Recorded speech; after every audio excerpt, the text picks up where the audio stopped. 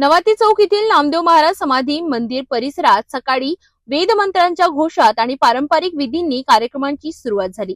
टाळ मृदंगाच्या निनादात आणि जयघोषात संपूर्ण परिसर भक्तिरंगात न्हाऊन निघाला होता। प्रमुख मान्यवरांच्या हस्ते संत नामदेव ग्रंथाचे औपचारिक विमोचन करण्यात आले। यावेळी उपस्थित संतांनी आणि मान्यवरांनी संत नामदेव बाबा यांच्या साधेपणाचे, समाजसेवेचे आणि आध्यात्मिक कार्याचे विशेष कौतुक केले। लेखिका देवयानी सुनील मानकर यांनी अत्यंत अभ्यासपूर्ण आणि भावपूर्ण शैलीत संतांच्या जीवन प्रवासाचे चित्रण या ग्रंथातून केले आहे।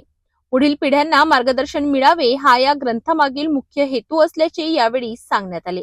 तर आज हे पुस्तक विमोचन सोहळा श्री संत नामदेव महाराजांचा सोहळा इथे संपन्न होत आहे आणि नामदेव महाराजांचं जे चरित्र आहे, त्यांची यशोगाथा आहे, त्यांची यशोगाथा अशीच पुढे चालत राहावी, चैतन्य प्राप्त व्हावं यासाठी मी आणि पुढच्या पिढीसाठी एक चालना मिळावी, घराघरात आमचे नामदेव बाबा एक चैतन्य शक्तिशाली त्यांचं हे व्हावं यासाठी मी या पुस्तकाचं केलेलं आहे, लिखाण केलेलं आहे।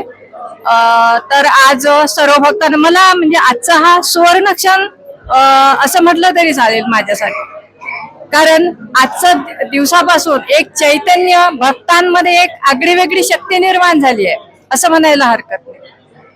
तर मला नक्कीच यामध्ये आनंद होईल आणि भक्तांच्या चेहऱ्यावरचं हास्य, आनंद बघून मला आणखीनच आनंद होतोय।